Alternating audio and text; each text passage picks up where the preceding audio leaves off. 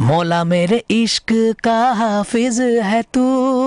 तौबा फिर हरदम मैं करूं भला क्यों मौला मेरे इश्क का हाफिज है तू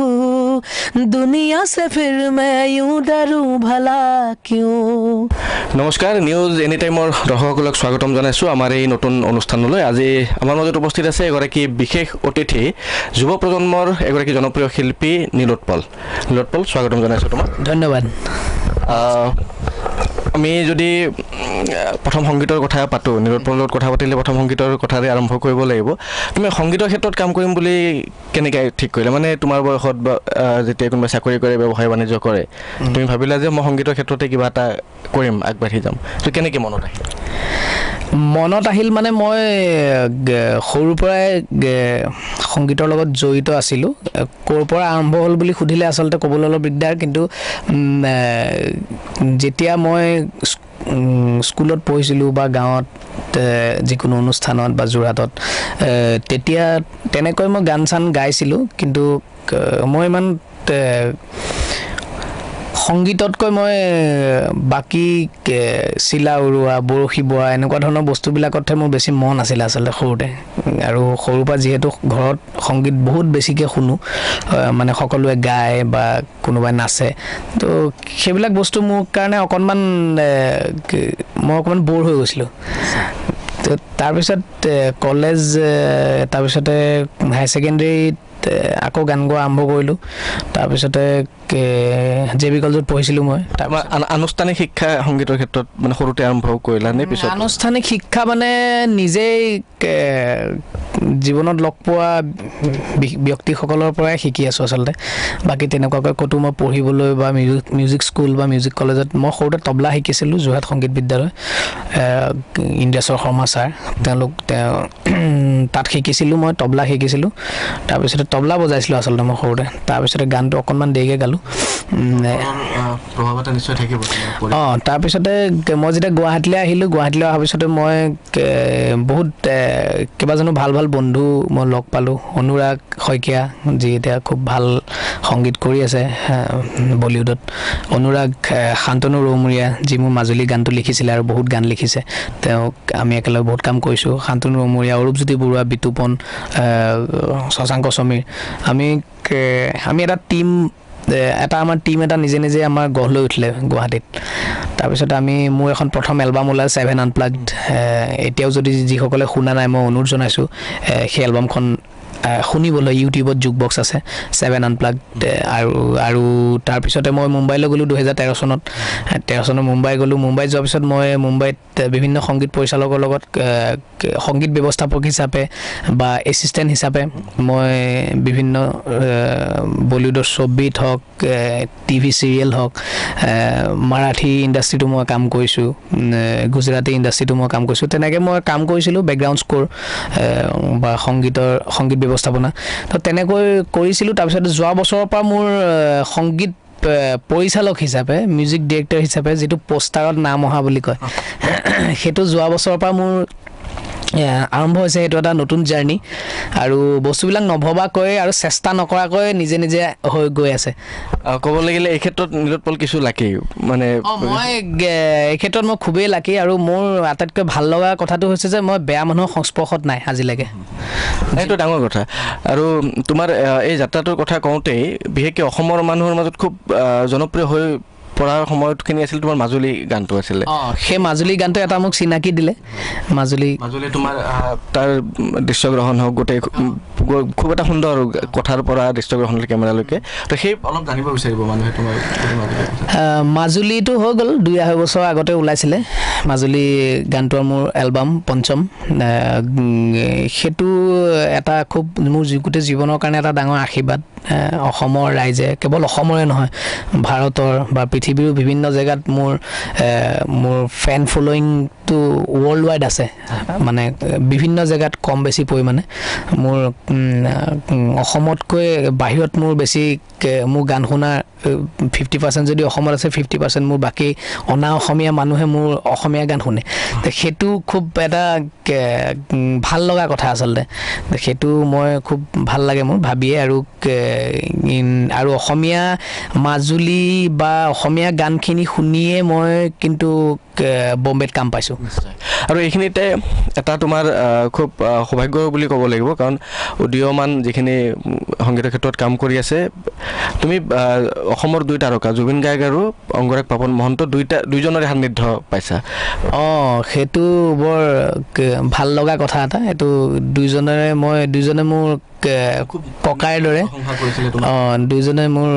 নিজৰ ককাইৰ দৰে আৰু জুবিন গাৰ্গকতো বহুত আগৰ পৰাই পাইছোঁ 12 বছৰ 13 বছৰ হ'ল তেওঁৰ লগত মই থকা আৰু আমাৰ ৰিলেশ্যনটো খুব বেলেগ ৰিলেশ্যনে হয় আৰু পাপন দাও তেওঁ আমি একেলগে ৰিচেণ্টলি কেইবাটাও কাম কৰিছোঁ আৰু পাপন দাও খুব ভাল ককাইদেউৰ দৰে বৰ্তমান সময়ত আৰু তেওঁ খুব ধুনীয়াকৈ আমাক গাইড কৰে অনুৰাগ হওক মোক হওক আমাক সকলোকে তেওঁৰ পৰা বহুত বস্তু শিকিছোঁ আগতে তেওঁৰ কাম দেখি শিকিছিলোঁ এতিয়া একেলগে কাম কৰি যথেষ্ট কথা শিকিছোঁ ৰাষ্ট্ৰীয় প্ৰেক্ষাপটত শেহতীয়াভাৱে তোমাৰ নামটো চৰ্চালৈ আহিছে এটা ৱেব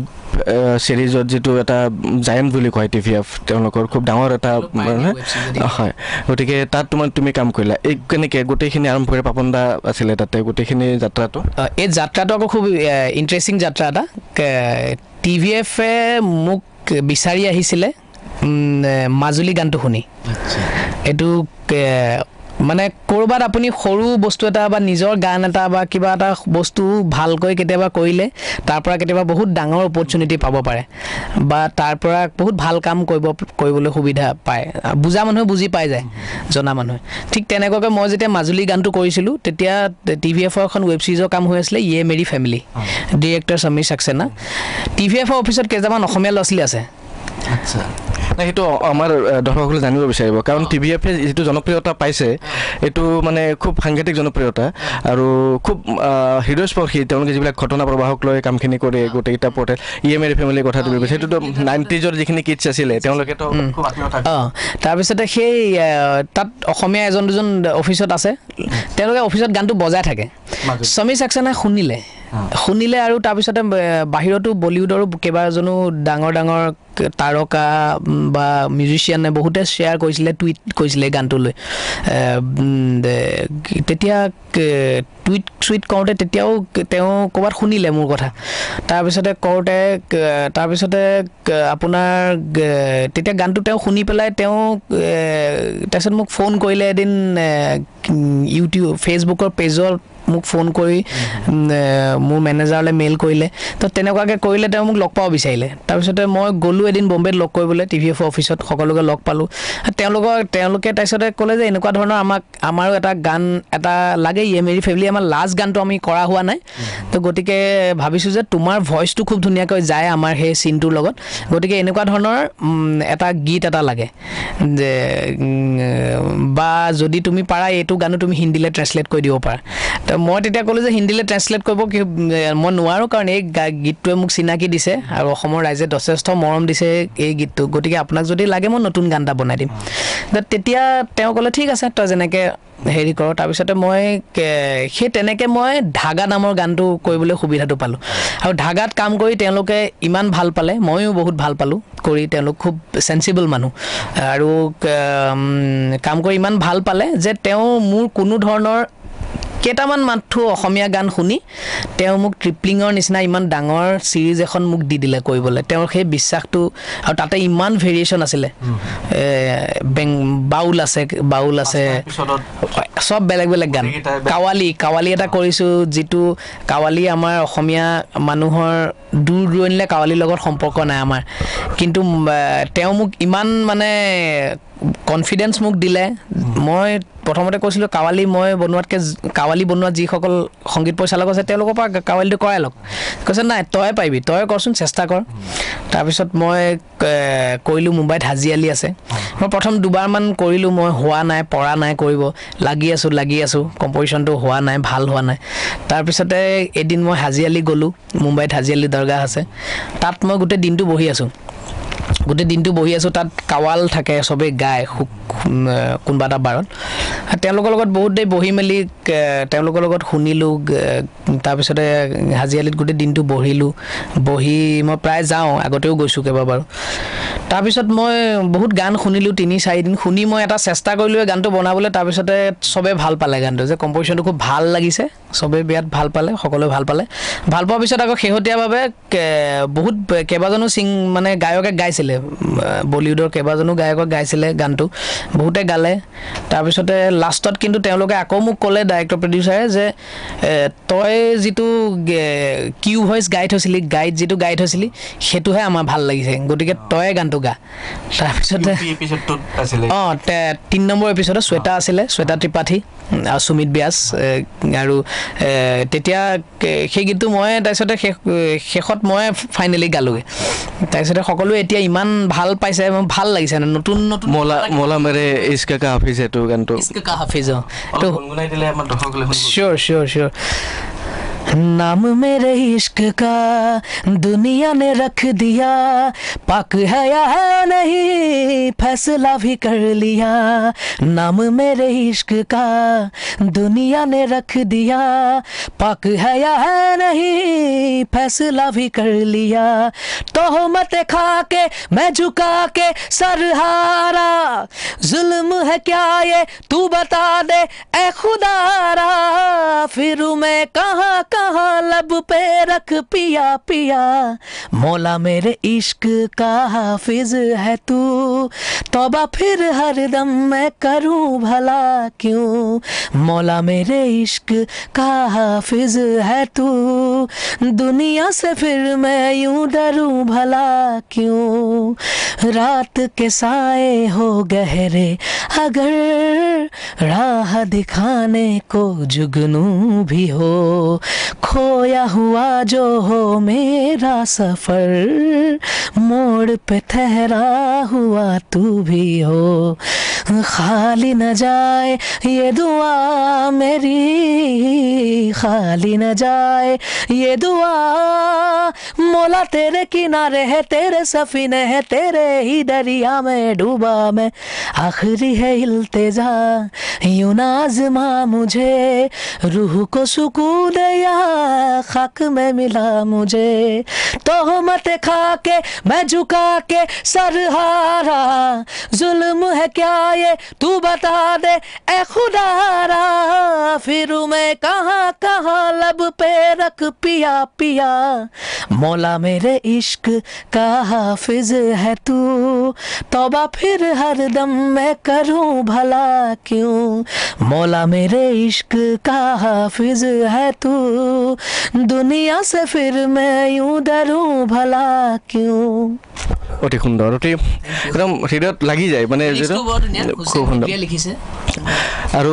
গোটেই সিৰিজটোৰ যিটো মিউজিক এৰেঞ্জটো গোটেইখিনি তুমি কৰিছা সংগীত ব্যৱস্থাপনা সংগীত পৰিচালনা মোৰ সংগীত ব্যৱস্থাপনা আমি 3জন সংগীত ব্যৱস্থাপক কৰিছোঁ মেইনলি ঈশান দাস আৰু মানস বৰঠাকুৰ তেওঁলোক দুজনে গোটেই বস্তুখিনি সুপাৰভাইজ কৰিছে আৰু তেওঁলোকে সংগীত ব্যৱস্থাপনাত তেওঁলোকে আছে আৰু মই নিজেও কৰিছোঁ নিজে দুটা গান কৰিছোঁ কাৱালিটো আৰু ইস্ক কা হাফিজ আৰু ৰাজস্থানী গানটো আৰু যিমান পাৰোঁ আমি লাইভ ইনষ্ট্ৰুমেণ্ট ৰেকৰ্ড কৰিছোঁ বহুত বেছি লাইভ ইনষ্ট্ৰুমেণ্ট ৰেকৰ্ড কৰিছোঁ এলবামখনত আৰু আপোনাৰ আৰু ভাৰতৰ বহুত ভাল মিউজিচিয়ানে বজাইছে আৰু এটা ডাঙৰ টিম আৰু সকলোৱে খুব ধুনীয়াকৈ সকলোৱে ভাল পালে কাম কৰি এতিয়াও মোক কোনোবাই কয় মেছেজ কৰে যে খুব ভাল লাগিলে গানটো বজায় সেইটোৱে ভাল লাগে আৰু মানে লৈ যায় মানুহক মানে গোটেই সিৰিজটো লৈ গৈ এটা যিটো এটা ৰোড ট্ৰিপৰ ওপৰত আহিছিলে গোটেই মানে এটা মুভমেণ্ট 4-5খন চহৰৰ মাজৰে গোটেই কাহিনী মই নিজেও ৰোড ট্ৰিপ কৰি খুব ভাল পাওঁ এবাৰ বম্বে পৰা অসমলৈ গাড়ী চলাই আহিলোঁ এইবাৰ আহোঁতে আৰু কিমানজন মান আছিলে নাই মই আৰু মোৰ ভাইটি এজন আছিলে দুজন মিলি আহিলোঁ এতিয়া আকৌ গাড়ী চলাই যাব লাগিব এতিয়া দিল্লী যাম দিল্লীৰ পৰা ৰাজস্থান যাম ৰাজস্থানৰ পৰা মুম্বাই যাম এতিয়া এইবাৰ অসমত বিহুত কিবা প্ৰগ্ৰেম কৰা হৈছে নেকি অসমত লতাশিলৰ ভৰলু 2খন অনুষ্ঠান কৰিলোঁ তাৰপিছত এতিয়া মই যাবগৈ লাগিব মুম্বাইত আকৌ মোৰ নতুন প্ৰজেক্ট আৰম্ভ হ'ব সেইবিলাক ফোন আহি আছে গতিকে আৰম্ভ হওঁতে আকৌ মই এমাহ অসমত বিহু মাৰি থাকিলে নহ'ব তো গতিকে আৰু ৰাইজে যেতিয়া সম্পূৰ্ণৰূপে বিচাৰিব তেতিয়া আকৌ কৰিম ভালকৈ 1.5 মাহ অসমলৈ আহি টাইম আছে অসমীয়া চিনেমাৰ কিবা তেনেকুৱা আহিছিলে নেকি অসমীয়া চিনেমা মই গেষ্ট মিউজিক ডিৰেক্টৰ হিচাপে এখন চিনেমাতে কৰিছোঁ গান দূৰ বুলি চিনেমা এখন কংকন ৰাজখোৱাৰ পৰিচালনাৰ আৰু বিপ্লৱজ্যোতি দলেৰ প্ৰযোজনা দূৰত এটা গান কৰিছিলোঁ বিচৰা সময় ঘূৰি নাহে মন মাথো উৰা মাৰে